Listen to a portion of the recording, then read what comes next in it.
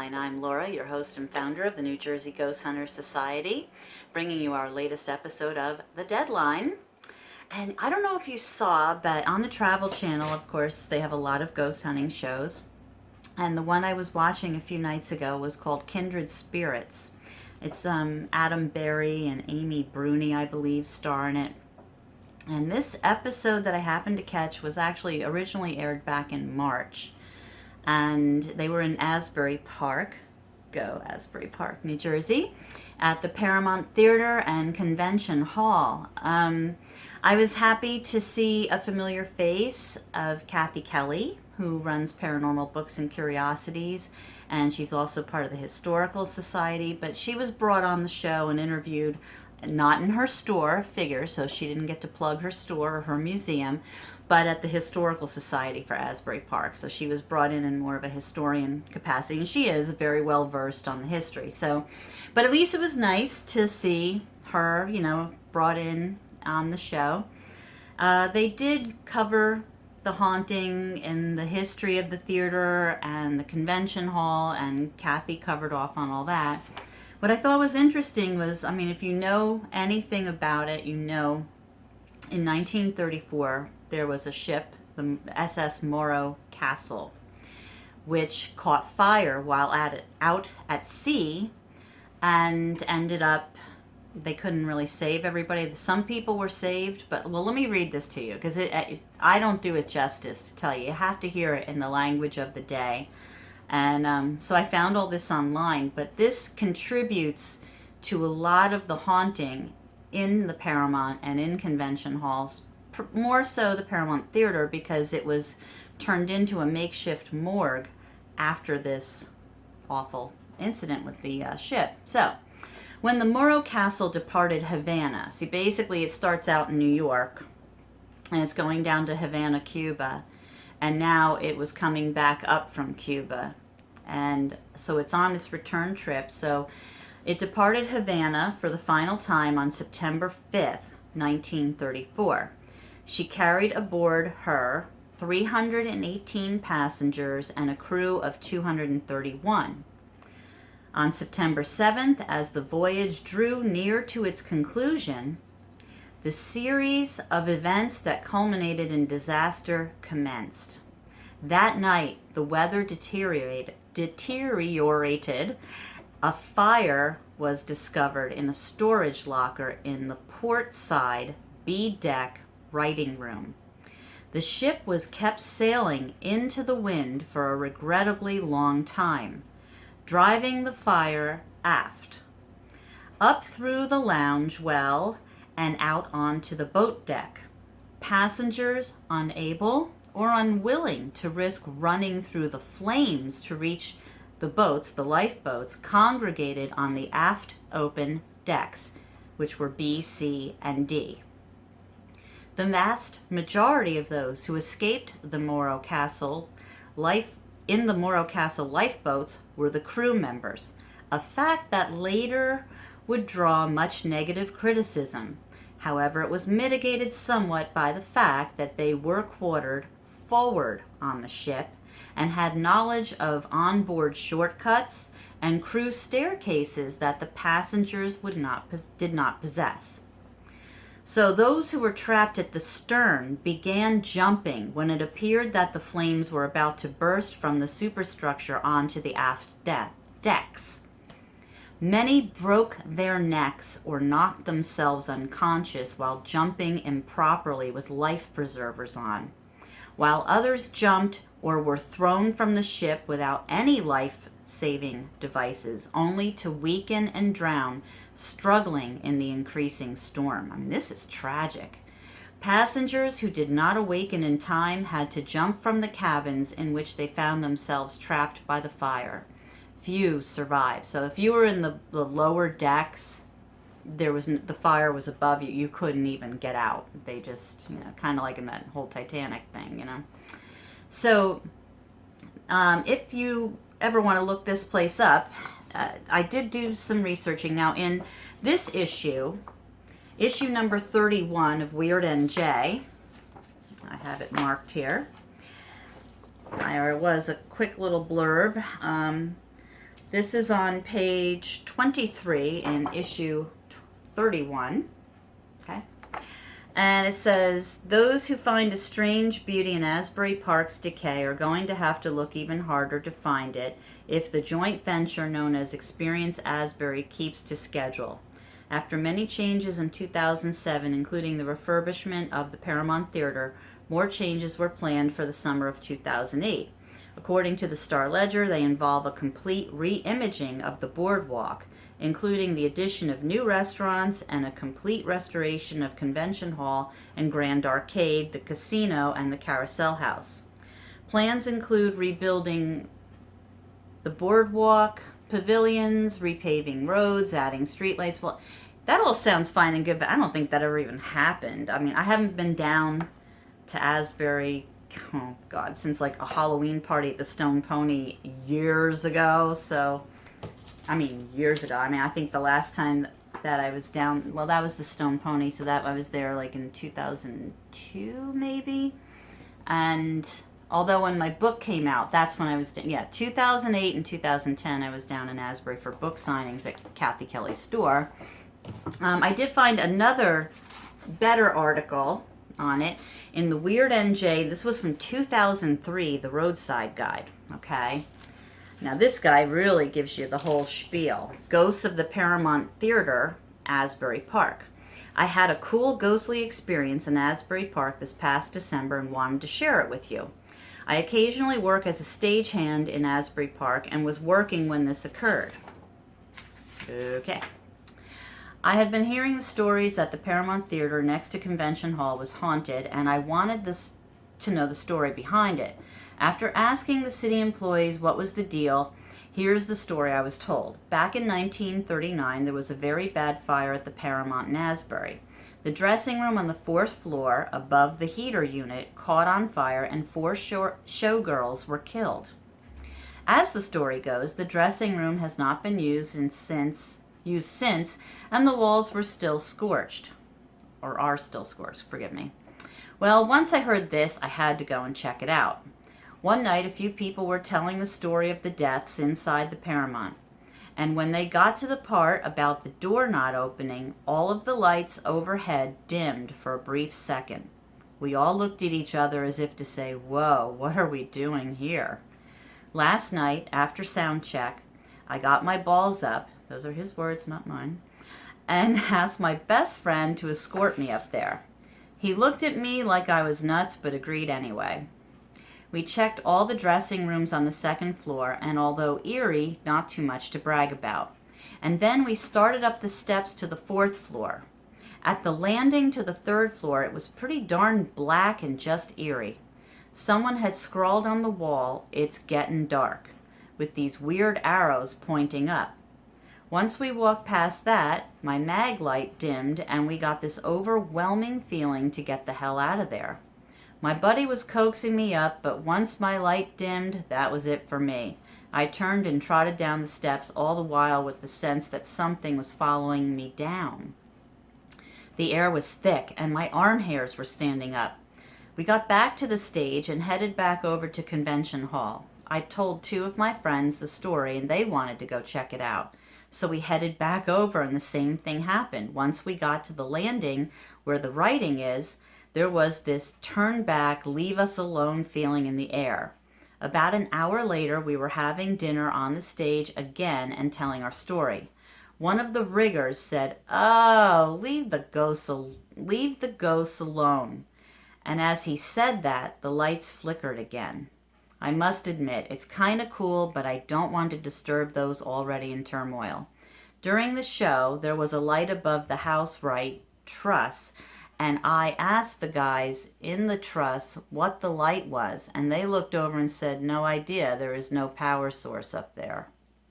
And that was Karen Brophy who submitted that back in 2003 to Roadside, the Roadside Guide by Weird NJ. So if you have that issue, it's on page 2930. So you should check that out. And I'm also going to want to mention about how Bonnie Bates, who runs the Garden State Ghost Hunter Society, and Bonnie has, that's like her deal is the Paramount Theater. She is the aficionado ghost hunter extraordinaire when it comes to the Paramount. She was going there from her youth, just as going there and going to Asbury Park, and then as an adult, she was drawn to it from a ghost hunting perspective. So she's got a lot of good history on it, a lot of good research that she has done in terms of getting names via EVP and various photos and things. I will include the link to the clip that she has on YouTube, so you could see that on the Deadline page. And otherwise, I would show it in the show, but I don't know how to do it. I'm not that tech savvy. So I will provide you the link if you go to the Deadline page, and you'll find it there. And also, Bonnie and Paranormal Books Curiosity owner Kathy Kelly both appear in a segment of Ocean County Paranormal, Segment 5, to discuss the SS Morro Castle and the Asbury Park haunts. So I will put that link on the Deadline page as well. All right. Now, as far as meeting announcements go, this is great. So this whole time I've been doing the Deadline to kind of fill the dead air space that we've had because we couldn't have meetings, thank you, COVID. Here I was thinking, and I kept saying, June 16th, we're going to finally have our meeting. Well, guess what? I got word back from the community center, the recreation department in Hackettstown, and it's still a no-go. And you can really thank this guy. Yeah, that's him, Governor Murphy. He is so dragging this out and making it so painful to get New Jersey back online that the recreation center cannot open yet. So we have to now go to this whole virtual platform to finally have our meeting. Thankfully, is very gracious of the guest author, Eleanor Wagner. She has agreed to be part of this virtual meeting. I have already constructed it via Zoom. Now, in order to cut down costs, in order to have Zoom for free, your meeting can't go over 40 minutes. So on June 16th at 7 p.m. sharp, make sure you click in and get into the room for the virtual room for the NJGHS monthly meeting. And Eleanor Wagner will be there. Dina Shiriko, the team leader for the North Jersey division, is going to be there online. I guess I have to be online too since I'm labeled as the host. In order for you to do all this, you're going to have to go to the Deadline page. No, actually, I put it on the homepage of njghs.net. You will see there's the link. To click on the link to take you to where the Zoom meeting will be held. I have it defaulted so when anybody enters into the meeting room, you will be on mute, so there won't be that disruption every time somebody clicks and comes in. So the link for the Zoom meeting is already on the homepage of our website. There's a meeting ID number that you will need, and you will need the password of Ghosty. It's Ghostie, Ghosty. And that password and that meeting ID should get you in. And then at least you can, you'll be on mute, but you'll be able to hear and see the meeting. Now it's time for News of the Year. UFO hunter Scott Waring discovered what he believes to be the entrance to an alien base on Earth on May 13th by studying Google Earth. According to The Mirror, Waring said the base doesn't fit in with its surroundings on a small and uninhabited island in Indonesia. And aliens would love to have a hidden base in such a secluded location. Using a Google Earth tool, he measured the opening, which is about 66 feet across. Big enough, he said, to get a lot of alien ships in there. Okay. One commenter on Waring's YouTube channel praised his finding. Quote, "My gut tells me this is 100% legit. Good job, man." Sorry. I don't know what's going on outside of where we're recording, but there is an overwhelming gasoline odor, and I'm really having a tough time breathing, so bear with me. If it's not wearing a mask, it's gas odor. Yay! Anyway, police in Miramar, Florida are still trying to identify a man who was caught on surveillance video ransacking Miramar High School on May 25th. The suspect, nearly spent nearly 24 hours destroying computers, painting graffiti on the walls, and flooding areas of the school. The Miami Herald reported this. All the while, he was stark naked, except for headphones. Well, you gotta have music. I mean, School officials put the cost of the damages at about $100,000. Now, come on, people, seriously. The guy was in there for a whole day and night, 24 hours, naked, listening to music and trashing the place, and not one camera tipped any school official off or school board administrator. Nobody got a little bleep on their cell phone saying, hey, somebody broke into our school. Wow. Okay, talk about weird. Folks in downtown Vancouver, British Columbia, Canada, have been hearing odd, loud banging noises at all hours over the past few weeks. Quote, we're all hearing it, and it's interrupting our sleep, Heather Donnelly told CBC. There's a sense of panic when you first hear it.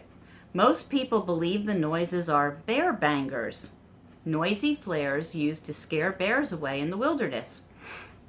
And the police are investigating, but Councilman Pete Fry has concerns. Beer bangers, this is his quote, beer bangers actually do have the potential to cause harm. If they're being indiscriminately used throughout the city, somebody might actually get hurt. You got it, Pete. And that's your news of the weird. That's your news of the weird. I'm sorry, I'm dying from these gas fumes. Thanks to the Shepherd Express for these rather weird stories, and I will be right back after this commercial break. Do you have what it takes to be a ghost hunter? Are you fascinated with the paranormal? Then why not take your interest to the next level and join the New Jersey Ghost Hunters Society?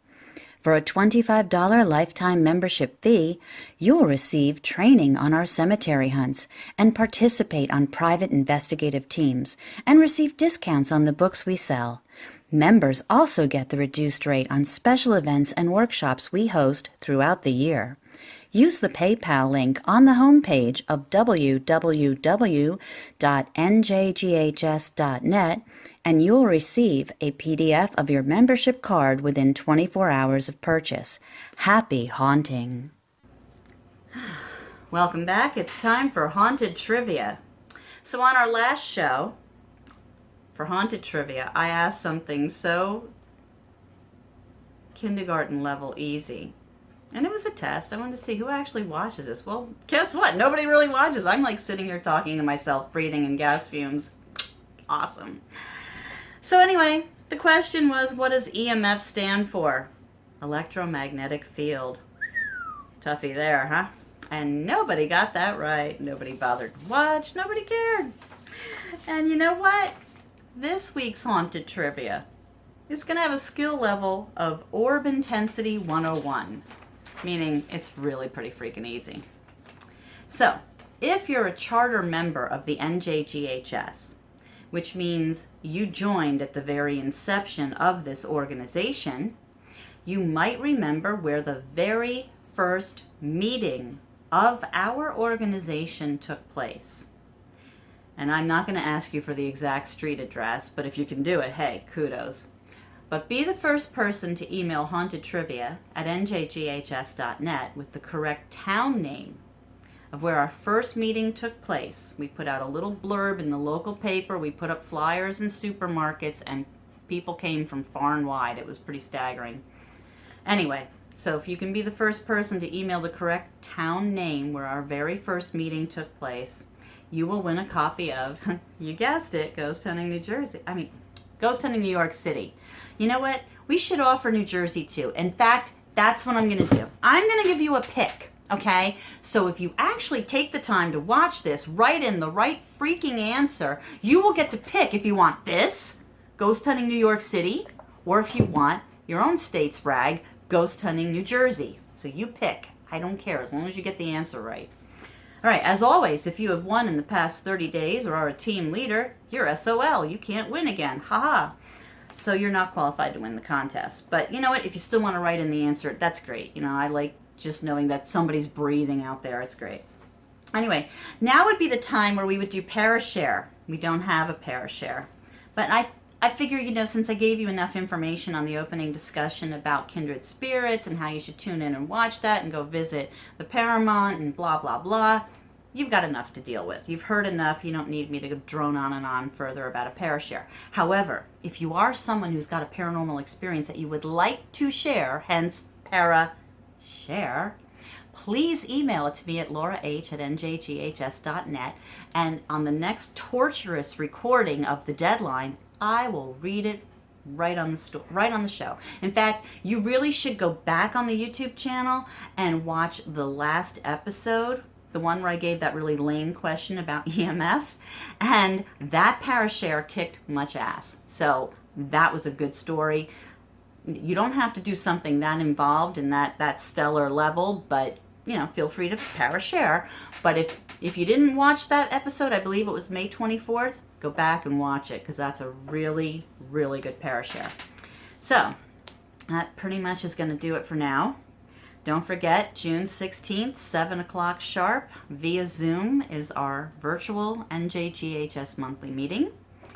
And as always, if you get down to Asbury Park, make sure you stop into Paranormal Books and Curiosities and present your lifetime membership card so you get 10% off your purchase. They are located conveniently at 621 Cookman Avenue, and their website is paranormalbooksnj for New Jersey.com. Thank you so much to my son Brian Muller, who is my tech coordinator, sets up this lovely studio every time for me. Our team leaders, Dina Shiriko and Melissa D'Agostino, and Don Slepian, the composer and the performer of the Deadline theme song. And thanks to you for watching. Just remember, at some point in life, you have to meet the deadline.